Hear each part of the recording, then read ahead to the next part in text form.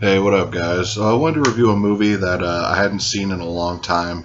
Picked up the Synapse version, watched it 2 nights ago, I think. And that's the Suspiria. This movie was like supposed to come, or it's been in production for a few years. They've been working on the new 4K transfer of it and everything, and I'll get to the transfer in a minute. But the overall plot, everyone should know about this. It's kind of a waste of time to say the plot, but I will in case there are people that don't know. And it's a really simple plot. Basically, this girl from America, she goes to a dance academy in Germany, I think it is. And, a bunch of mysterious deaths happened in the dance academy. The whole movie's really dreamlike. And, there's... I don't want to give away the ending or anything, but I'm sure everyone knows the plot, like I said. But in case there hasn't been anybody that hasn't seen it, I don't want to give it away.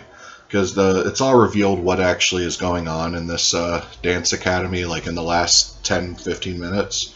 So, yeah, I'll leave it at that. Now, the movie in general is just like a dream. It's really dreamlike. There's a lot of...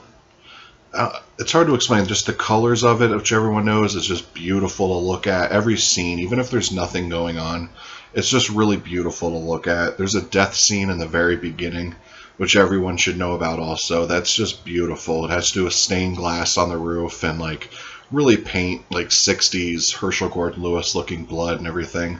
But it just adds to the whole charm of it. And then there's like, they add more to it. It's like really gory, the intro, just really kind of supernatural. Like you're not really sure what's going on, like I said, till the last 15 minutes. But yeah, the atmosphere is like a 10 out of 10 if you're just looking at pure atmosphere. Now, there are a lot of scenes where not a whole lot is going on, but I think that's intentional just because of the dreamlike state of the movie, and it's more of just like a visual feast than it is like an actual narrative story.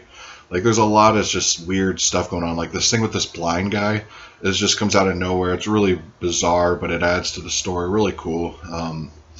All the characters in it, like the girl who plays the American girl, she's really sympathetic. You actually do care for her, or at least I did. So you do care what happens to her at the end. And that Barbara McNulty, she's beautiful. She goes to all the conventions now and stuff, so I know she's pretty easy to meet, and I heard she's really cool in real life.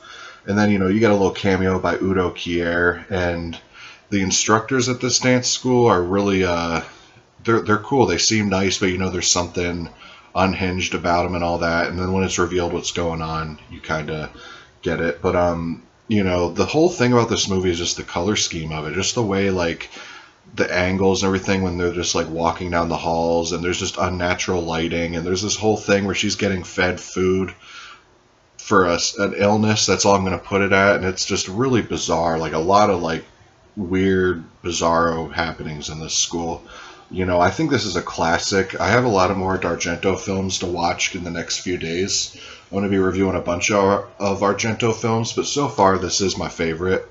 It came out in 77, 98 minutes. It's really short, especially for like Italian giallos and stuff. But it breezes by just because of how awesome it is to look at. And then that's where I get to the transfer. Synapse, this is their best looking Blu-ray by far. I think Synapse puts out really good looking Blu-rays in general. I don't think I've really ever been disappointed with the Synapse transfer. I know their transfer for Curtains and Mosquito and all that, they were just really good. But this one tops the cake. It's just beautiful. They did it 4K master of the original uncensored Italian 35mm camera. And this one's done exclusively by Synapse. So if you have the, I don't know who else put it out. There's a couple people. I know Shameless did. There's a couple other companies that put this out, but this one was done exclusively for Synapse. So if you have the other ones, I suggest picking it up just to see Synapse's transfer. But you have the original audio on this thing. You have the title cards in Italian or English. And that comes with original 4.0 English language sound mix, not heard since the theatrical release in 77. Newly translated English subtitles, which I watched, they were good. 2 audio commentaries by authors and Argento scholars. Do You Know Anything About Witches, which is a 30-minute Suspiria visual essay, written, edited, and narrated by Michael Mackenzie, whoever that is. Susie in Nazi Germany, which Susie's the main character. A featurette on the German locations of Suspiria, A Sigh from the Depths, 40 Years of Suspiria, an all-new anniversary retrospective on the making of the film and its influence on cinema. Olga's Story, interview with star Barbara McNulty, which is new, and she still looks good to this day. So, original theatrical trailers, international classics, English breathing letters, opening credit sequence from the U.S. release. See, I watch it with the Italian intro card and stuff, and hear that it has those breathing, kind of heart-looking letters from the poster. I should have watched it with the English opening cards, but I'm going to do that next time I watch it. Alternate all-English opening, yeah, I just said that. And then reversible cover art, which I just like this classic art. I love the newly commissioned art too, because I don't know, this is the hardest decision I've had as far as choosing a reversible cover art. Like, I keep saying I like the old one, but this new one's really amazing looking too. I may just keep the new artwork, which is sad to say because I love the old artwork so much. But yeah, that was my review on Suspiria. Now, come November, I think 7th or 9th, when this thing releases, the remake in theaters, we're going to have a commentary on it and stuff, and I'll have a review for the remake on this channel and stuff. But yeah, definitely buy this movie. This is a classic every horror fan or just film fan in general should have in their collection.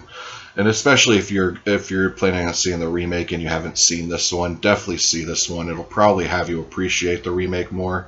I obviously haven't seen it, but from the commercial, it looks really, I'm really stoked for the remake. The commercial, I thought, nailed it, or the trailer for the new one. So, I mean, any of the homies, comment down below what you think of the trailer, just because I'm curious to see what other horror fans' opinion are of the trailer.